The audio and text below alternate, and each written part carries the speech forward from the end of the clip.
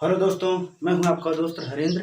मैं अपने YouTube channel Harendra education 2.0 में आप सभी दोस्तों का स्वागत करता हूं। दोस्त, आज हम पढ़ने वाले हैं अलंकार।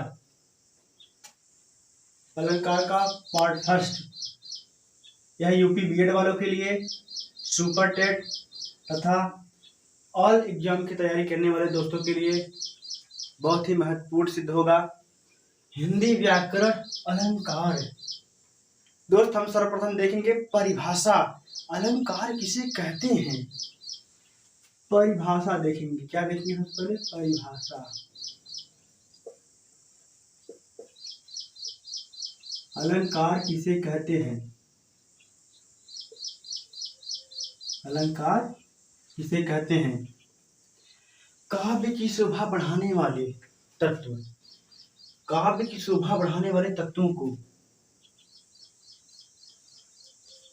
काव्य की शोभा, काव्य की शोभा, काव्य की शोभा बढ़ाने वाले तत्वों को, काव्य की शोभा बढ़ाने वाले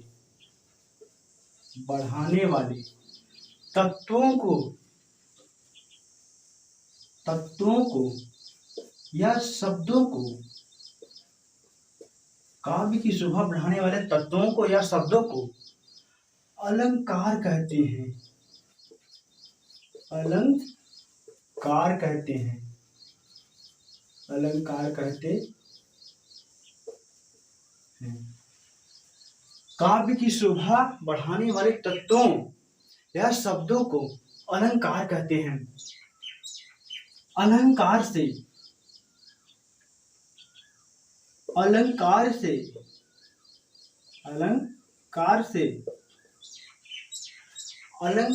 शब्दों में, वाक्यों में, अलंकार से शब्दों में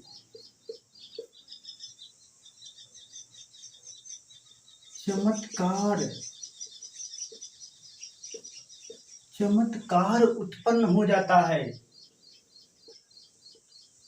उत्पन्न हो जाता है। जैसे गहना पहनने से,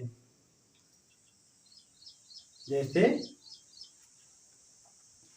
शरीर की सुंदरता गहना पहनने से, जैसे शरीर की सुंदरता, शरीर की सुंदरता,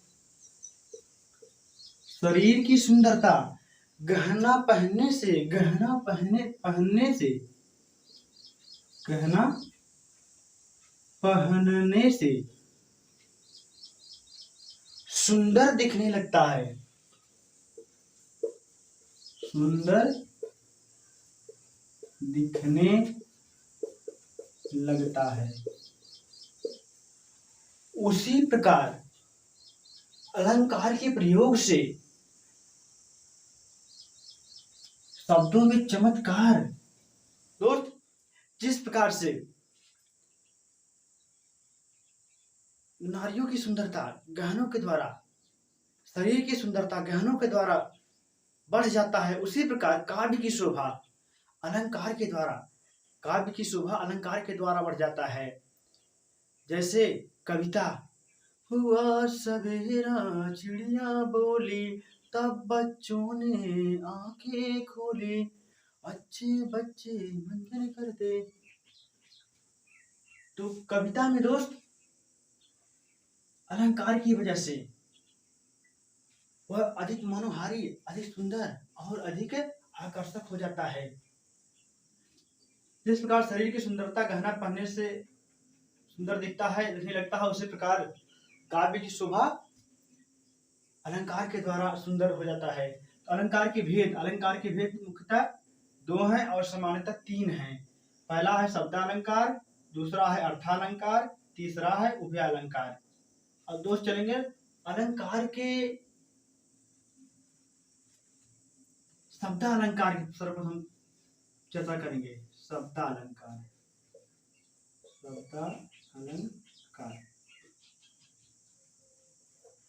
इसमें आ जाएगा दोस्त अनुप्रास अलंकार,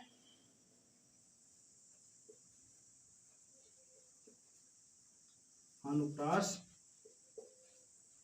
शब्द अलंकार में अनुप्रास अलंकार, यमक अलंकार और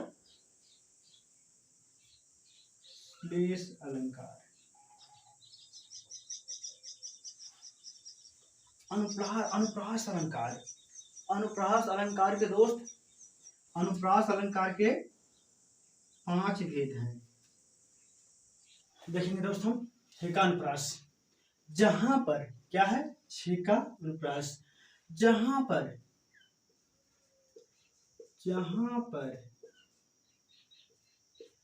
क्रम से आने वाले, जहां पर क्रम से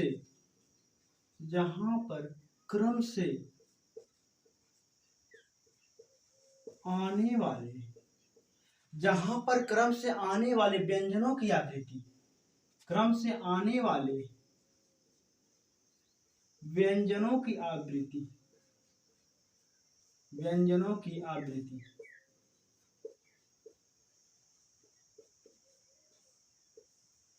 जहां पर क्रम से आने वाले व्यंजनों की आवृत्ति एक बार हो,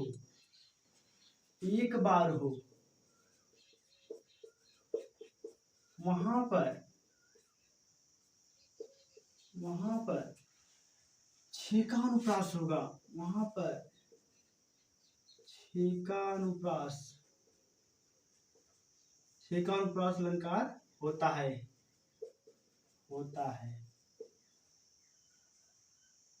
क्या होता है, छेका अनुप्रास होता है। जैसे सर व्यंजनों की आवृत्ति क्या हो रही है, एक बार हो रही है। सर, हंसी,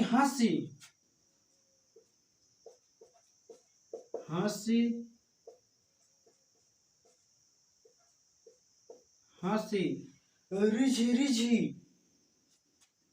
अब नेक्स्ट देख लेते हैं वृत्त्यानुप्रास। दूसरा क्या है, वृत्त्यानुप्रास।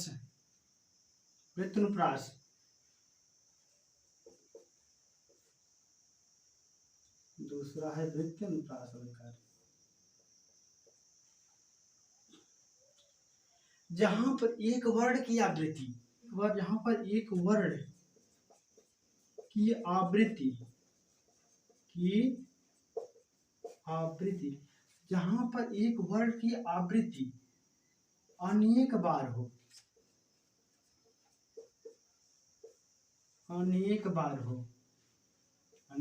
हो, वहां पर वृत्त्यानुप्रास होता है।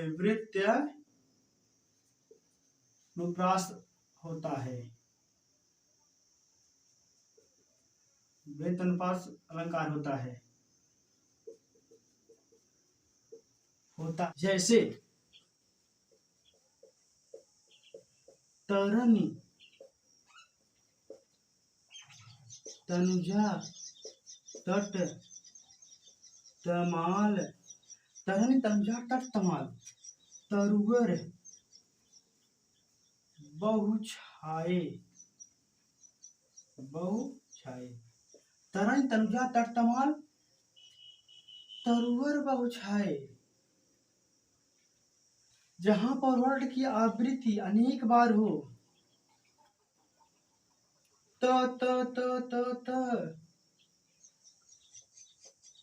तरन तनुजा तट तमाल तरुवर बहुछाए, वहां पे क्या होगा, जहां पे वर्णों की आवृत्ति अनेक बार हो, एक बार ना होकर अनेक बार हो, वहां पे क्या होगा, वृत्त्यानुप्रास अलंकार। जैसे तरन तनुजा तट तमाल तरुवर बहुछाए, सब तता है, क्या हो जाएगा, वृत्त्यानुप्रास अलंकार। चलते हैं नेक्स्ट देखते हैं श्रुत्यानुप्रास अलंकार। तीसरा श्रुत्यानुप्रास अलंकार। श्रुत्यानुप्रास अलंकार, जहां पर जैसे दंत तालव्य ओष्ठ किसी एक स्थान से, दंत तालव्य, दंत तालव्य ओष्ठ, दंत तालव्य ओष्ठ, दंत तालव्य ओष्ठ या किसी एक स्थान से, किसी एक स्थान से उच्चारित, उच्चारित वर्णों की आवृत्ति, उच्चारित वर्णों की स्थान से एक स्थान से उच्चारित वर्णों की आवृत्ति बार बार हो, वर्णों की आवृत्ति बार बार हो, क्या हो, बार बार हो, वहां पे श्रुत्य अनुप्रास अलंकार होता है। अर्थात अगर दंत से होगा त थ द ध न, तो एक ही वर्ण की आवृत्ति पाई जाएगी। जैसे ओष्ठ से होगा प फ ब भ म, तो इसी वर्ण की आवृत्ति लगातार पाई जाएगी। जैसे तुलसी सीदन, जैसे देख लेंगे, तुलसीदास सीदन निस्तिन देखत तुम्हारी निठुराई, त थ द ध न, त द, फिर त, फिर न, फिर त, फिर द, फिर न। अर्थात दोस्त दंत, दंत में से त थ द ध न, तो क्या है, वर्णों की आवृत्ति बार बार पाई जा रही है, उच्चारित होने वालों की वर्णों की आवृत्ति। श्रुत्यानुप्रास अलंकार में तालव्य ओष्ठ किसी एक स्थान से उच्चारित वर्णों की आवृत्ति बार बार हो रही है। जैसे तुलसी सीदन निर्दिन देखत तुम्हारी निठुराई, त द न, द त न। अर्थात दंत का त थ द ध न वर्ण की आवृत्ति बार बार पाई जा रही है। अर्थात यहाँ पे श्रुत्य अनुप्रास अलंकार होता है। अब नेक्स्ट देखेंगे हम लाटा अनुप्रास अलंकार। लाटा अनुप्रास अलंकार, लाटा अनुप्रास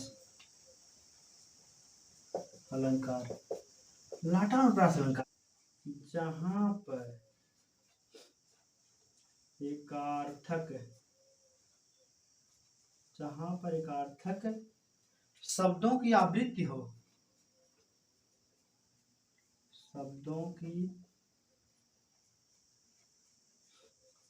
आवृत्ति हो, जहां पर एकार्थक शब्दों की आवृत्ति हो तथा अन्वय करने पर, तथा अन्वय करने पर, तथा अन्वय, तथा अन्वय करने पर, अन्वय करने पर उसके अर्थ भिन्न भिन्न हो जाते हैं, उनकी अर्थ, उनके अर्थ भिन्न भिन्न हो, वहां पे दोस्त लाटा अनुप्रास अलंकार होगा। जैसे देख लेंगे हम, जैसे पूत कपूत, जैसे पूत सपूत, पूत सपूत तो क्यों धन संचय, पूत सपूत तो क्यों धन संचय, पूत कपूत, पूत कपूत तो क्यों धन संचय। अर्थात पूत, जहां पर एकार्थक शब्दों की आवृत्ति हो तथा अन्वय करने पर उनके अर्थ क्या हो, भिन्न भिन्न हो। पूत कपूत सपूत, जैसे पूत सपूत तो क्यों धन संचय, पूत कपूत तो क्यों धन संचय। अर्थात अगर पूत सपूत होगा, वह धन को क्या कर लेगा, इकट्ठा कर लेगा, धन का इकट्ठा कर लेगा। यदि पूत कपूत निकल गया, अगर निठल्ला निकल गया, सपूत नहीं कपूत निकल गया, वह पूरे धन को क्या कर देगा, बर्बाद कर देगा, नष्ट कर देगा, पूरे धन को क्या कर देगा, नष्ट कर देगा। अब नेक्स्ट देखेंगे हम अंत्यानुप्रास अलंकार। अंत्यानुप्रास अलंकार, जहां पर शब्दों के अंत में, जहां पर शब्दों के अंत में समान स्वर या व्यंजन वर्ण, समान स्वर वर्ण या व्यंजन वर्ण की आवृत्ति हो, क्या हो, आवृत्ति हो, वहां पे अंत्यानुप्रास अलंकार होगा। जैसे हत नटत रीझत खीझत मिलत खिलत लजियात, भरे भवन में करत हैं नैनन शीश बात। लजियात और बात, लजियात का त और बात का त दोनों का वर्ण जो है समान है, अंत में क्या है, समान है। इस प्रकार यह अंत्यानुप्रास होगा। नेक्स्ट देखेंगे हम यमक अलंकार। कौन सा अलंकार देखेंगे, यमक अलंकार। यमक अलंकार, जहां पर एक शब्द बार बार आए, जहां पर एक शब्द क्या हो, बार बार आए, एक शब्द कितनी बार बार आए, जहां पर एक शब्द, जहां पर एक शब्द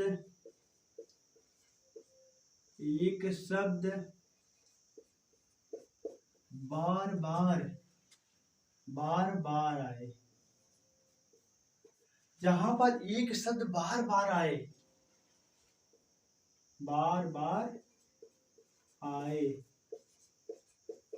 परंतु उसका,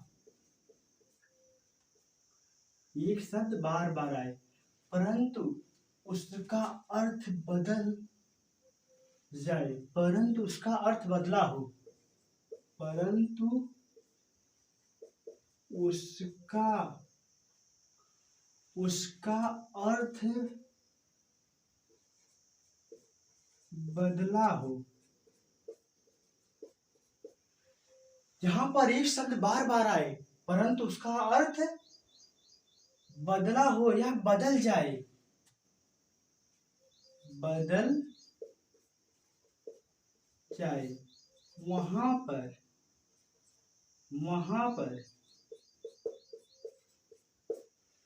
वहां पर दोस्त यमक अलंकार होता है, वहां पर यमक अलंकार होता है, यमक अलंकार होता है। जैसे कनक कनकती सौगुनी, माँ तख्ता अधिकाय, या खाए बौराए जग, या पाए बौराए।